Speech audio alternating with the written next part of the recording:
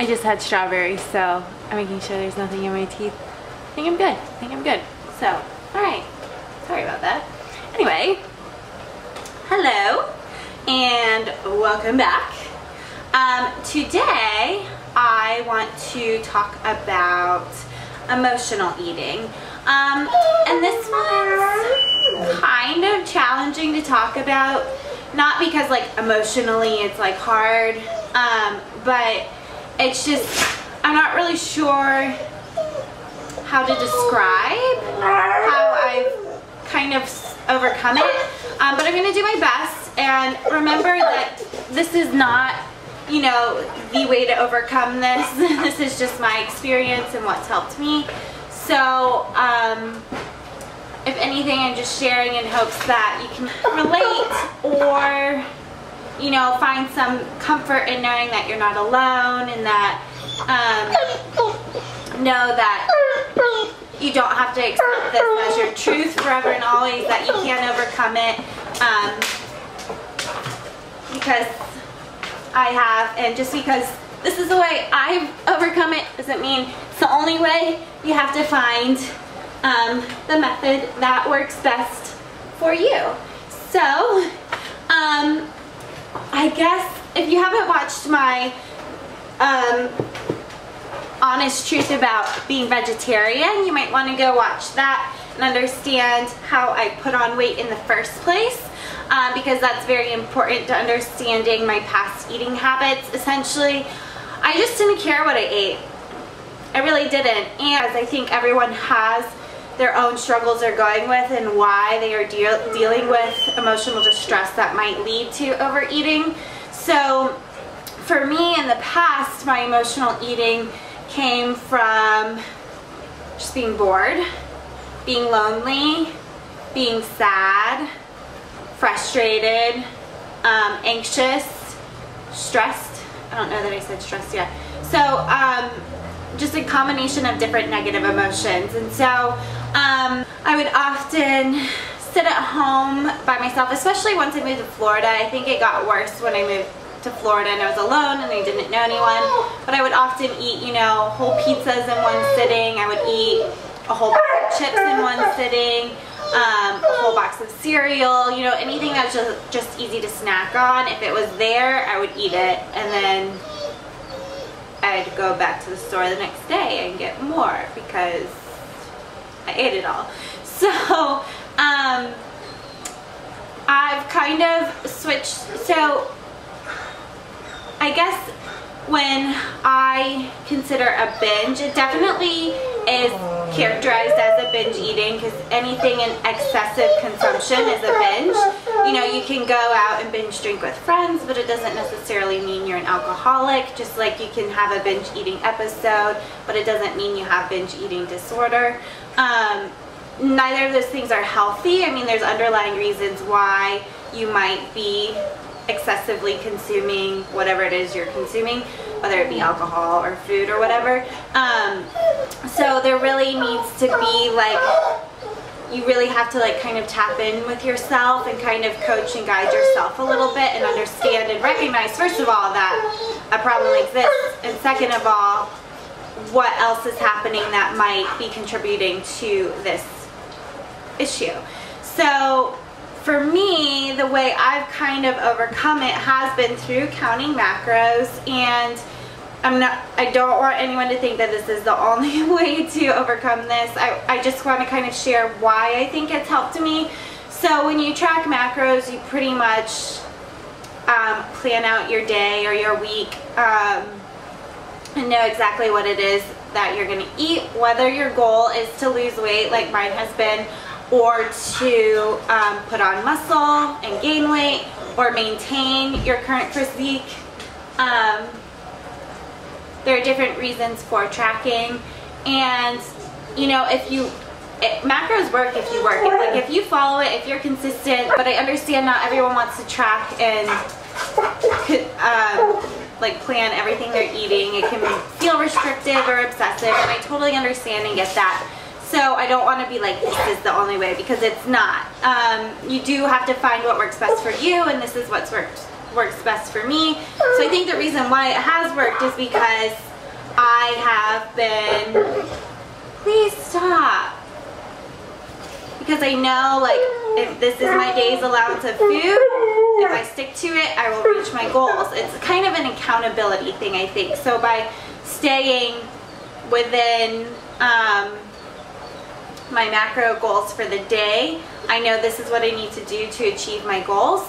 And so throughout my past 10 months tracking macros, it's been very up and down. There was one point where I actually gained 4 pounds because I was being very inconsistent. I had a few, I call them emotional eating episodes flare up. Lately they've been, or in the past they were due more to like stress and frustration and just being really overwhelmed. And from that experience I realized I definitely cannot have anything around the house that's kind of a trigger food. So like anything in a box or a bag, or anything that's just easy to grab and like grab handfuls, you know, here and there. So I realized like whatever I plan for the week, that's what I have to buy. If I buy anything outside of that to like hopefully work in later throughout the week, I would find that I would just like go and snack on it and you know, eat more than what I was allowed for the day or for the week. So I had to be very strict with myself, and I understand this is probably easier for me to do because I am single, I live alone. You know, if you live with a roommate or your family or a boyfriend or something, it is a lot harder when you have like their food and your food combined. It's easier to want to like snack on things that they might have. But even when I had a roommate that was, and I wasn't tracking macros, like it never was a problem for me because to me it was like her food, and so I never felt like I wanted her food. So anything that I like binged on or emotionally ate out with were things that I had bought. And so it was really challenging to learn to be self-disciplined and be like, okay, I love this food, but I just can't have it around. I can't have the temptation because if it's there, I'm gonna eat it. So that just comes with practice and learning and knowing what foods you like to just excessively consume. And you know, sometimes even now, so I guess in the past the things it would be like chocolate chips or peanut butter chips. Like Reese's peanut butter chips are seriously the most delicious thing ever. I don't know what it is about them, they're so good. And sometimes I would buy them to like put on oatmeal or as a topping on my Halo Top or whatever. But then I found myself just like eating the whole bag in one sitting, which is a lot of extra calories. And so I just learned I can't have that. I can't buy that. Some of the other things, I think I tried, you know, like I can get the foods that I love to fit my macros, like cereal and chips and stuff. It's not an issue of whether or not they fit. I can get them to fit. The problem is having them around my house. So I just don't buy them and I just don't have them because I will eat them all. So that's been a really hard like self-disciplining experience I've had to go through, and realizing what foods do that for me or are like more, I guess, a triggered food. And the other reason why I was struggling with compliancy is because I felt like I couldn't have treats. You know, I was afraid, I didn't know what treats I could have. Like say I wanted like Oreos or something. I couldn't have a whole box of Oreos or container of Oreos around because I would eat more than the 2 servings I was allowed for the day. I mean, who can eat just 2 Oreos? Come on, let's be real here. So it was finding foods that were a treat for me and not something that just was like around all the time. So for me, the best treat I have found has been Halo Top because it's pre-portioned servings and there's no way I can like go and snack on them. I just know at the end of the day, this is my treat, this is what I get, and I thoroughly enjoy it. It's a very expensive treat, but it's really helped me remain compliant. So honestly, the past 2 weeks have been kind of hard. I've been a little more stressed and overwhelmed and anxious about a lot of different things. So the urges to just like lash out and eat out on and like eat food. A lot of food has been very, very, very strong. Just last night I was just so overwhelmed. All I wanted was to snack and eat, and so I think the best thing that's like helped me in those situations is I've learned to recognize that urge, which takes some time and practice and like learning that the desire is there, and then understanding why that desire is there. So the past few weeks I have had a few, I wouldn't say it's been like my traditional emotional eating episode, because when I have one of those I just go all out and I'm just like, I don't care, I'm gonna eat it all, I'll be on track tomorrow. Lately it's been what I call more of like a snack accident, which has just been like a little snacking here and there, which does add up, but when I recognize, I learn to like check in with myself and realize when it's happening a lot sooner, and so I catch myself and I like stop and wait, and I'm like, okay, what's happening, what's going on here, tune in, check in, what are you feeling, why are you eating, are you actually hungry? And most of the time I'm not hungry, I'm just either anxious or stressed or overwhelmed. And so when I can check in with myself and be like, okay, what's going on, why are we feeling stressed, why are we wanting to eat, that's when I can coach myself through it and be like, okay, I'm stressed because of this or that, and then I can kind of quickly cultivate, you know, a game plan and why I'm feeling stressed and how I can combat it. So if the desire is really strong and it's late at night and I'm just feeling stressed, then I remove myself from whatever is making me stressed. Or if it's on like a weekend and I'm just feeling really overwhelmed with everything I've got to get done and I just want to eat, then I will either go take my dog for a walk, or I will go and sit at a coffee shop where I'm not home and and like around temptation to just like eat. So tuning in with yourself and recognizing your emotions and understanding what's fueling that desire to eat is definitely really challenging, and it didn't happen overnight. It took months and months and months of learning and really trying to understand what's going on. And one thing I've suggested to a few people in the past, and again this is just a suggestion, it's not guaranteed to help, is whenever you have an emotional eating episode, write down what it is you ate and what you're feeling in that moment of time. If you are sad, if you are bored, if you had a really stressful day, write down the foods that you kind of turn to and the emotion you are feeling, and as you kind of track that, you can kind of learn, okay, so these are the foods I turn to when I'm in emotional distress, and maybe these are foods I shouldn't have around, because when those flare-ups happen, then I turn to these foods.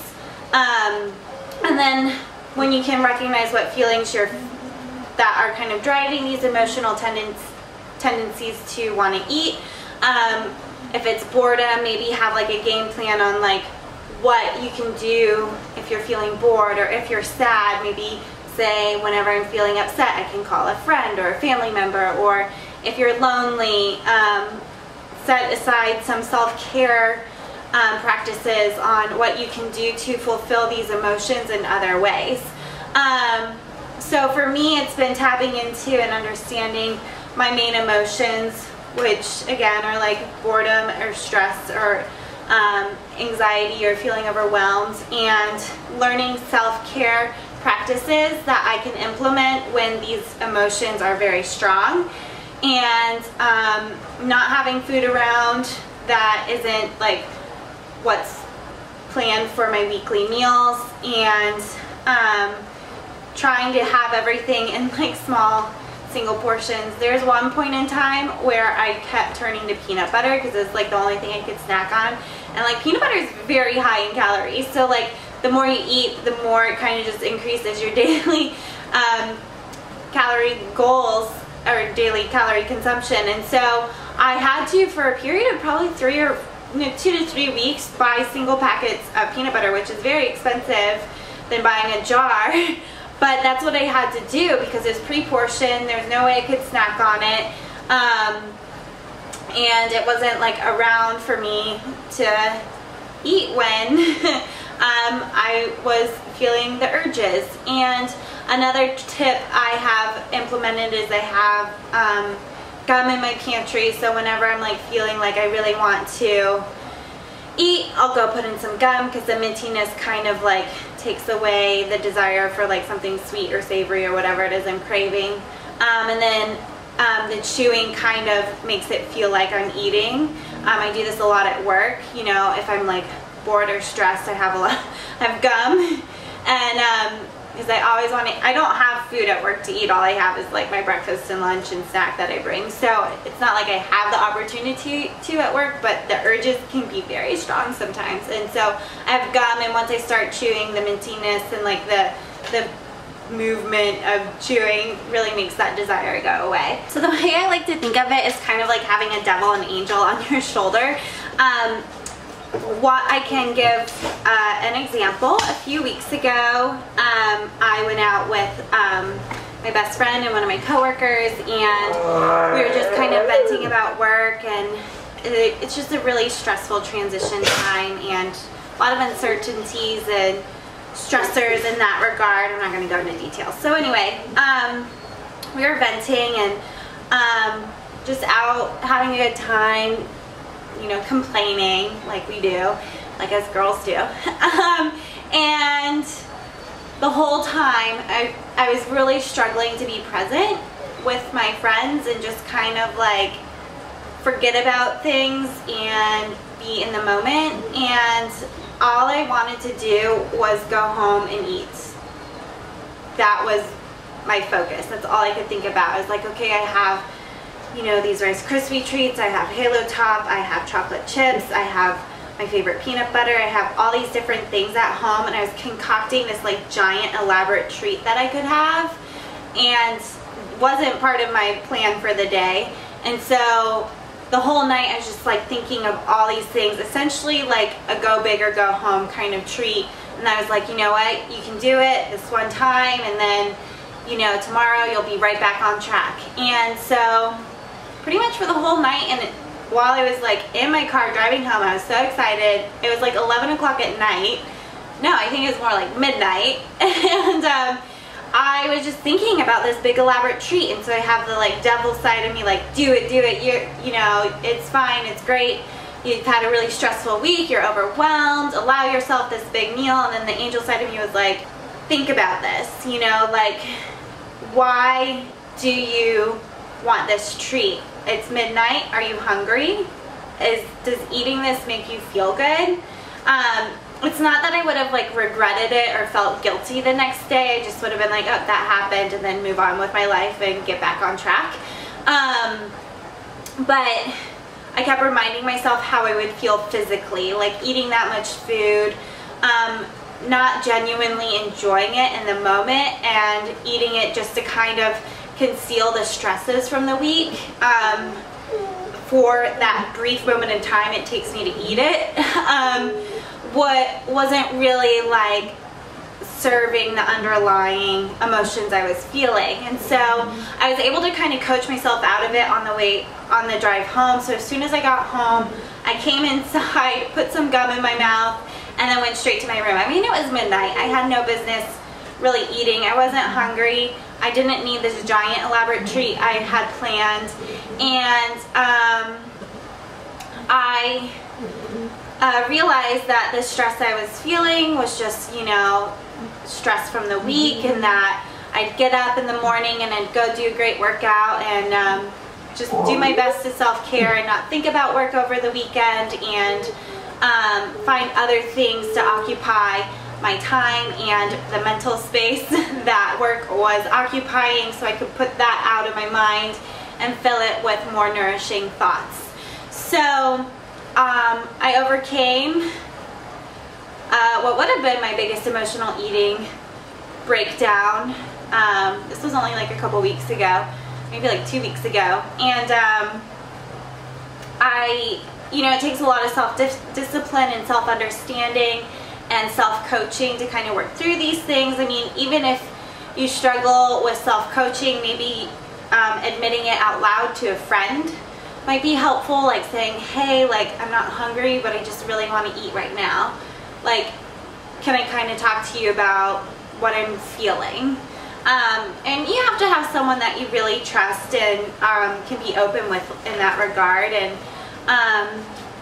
that's not always easy to like open up and admit and be like, hey, I'm feeling uncomfortable and stressed and sad or lonely, and all I want to do is eat. You know, that's hard to admit. But I think the more you can say it out loud, the more you can like recognize it and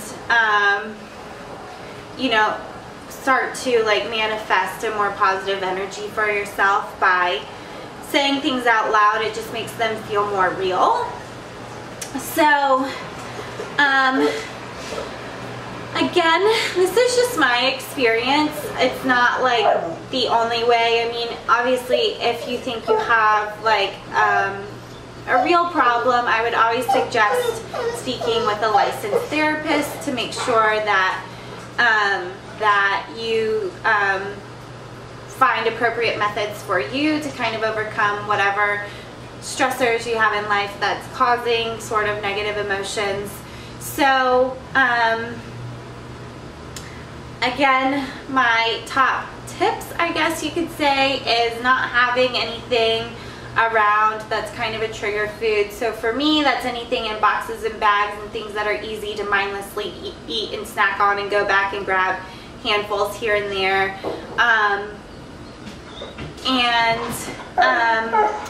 Maybe keeping a log or a journal, and so anytime you have an emotional eating episode, write down what you ate and what you're feeling, to kind of like acknowledge, to begin to acknowledge and recognize patterns in your personal behaviors. And third, just be gentle with yourself, because these things happen, you know, like life's not easy, and we all go through negative emotions and we all feel uncomfortable things sometimes, and it's totally normal. And if your coping mechanism is to eat, I think that's true for a lot of people, honestly, but it doesn't have to be. But in order to kind of overcome that, you have to understand what you're feeling and implement other coping mechanisms that are suitable for you. So whenever I'm bored, I turn to creative outlets. Whenever I'm feeling lonely, I'll take my dog for a walk and call my grandma or my mom. Or if I'm feeling kind of like sad, I just try to make sure that I am getting out and not sitting at home and like being sad with myself. But sometimes it's okay to just sit and feel that discomfort, and I think it's important to feel the uncomfortable, because that's where we kind of get stronger, is by feeling negative things. We don't truly know joy and happiness without feeling sadness and pain. So it's okay to feel these things, and you can express it in the ways that you want to express it, just as long as if it's like anger and you're not hurting other people, like that's not good expression. But if you're sad, like cry.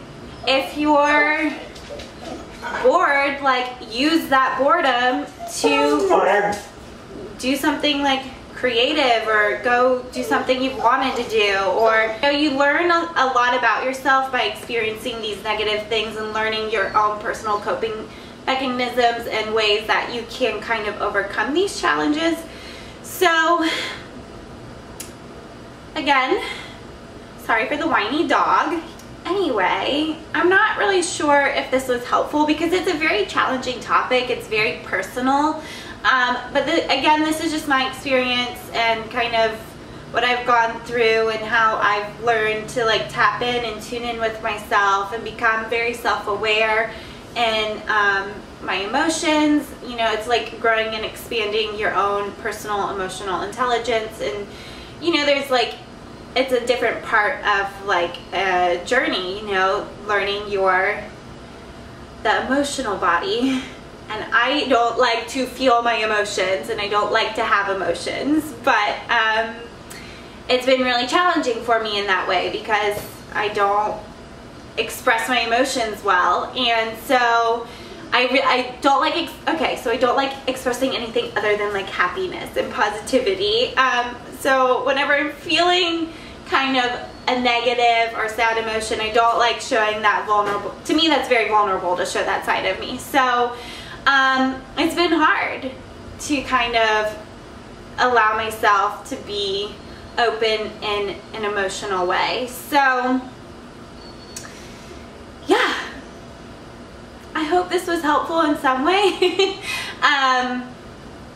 Maybe there's something from it you can take, whether it's just knowing that you're not alone and that it's a very common struggle, but it's a very personal journey, and it's not your truth. Like, you're not defined by this, and it's definitely something you can overcome, but you just have to kind of self-discover a little bit. So whether that's personally or with guidance with a therapist or you know, a confidant, someone you can trust, a good friend or family member, it's just allowing yourself to be expressive emotionally and kind of take control in that way. So I gotta go take care of him, this little needy little boy. So anyway, that's all my ramblings on this topic for now.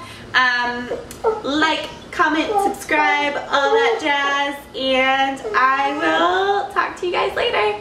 Bye.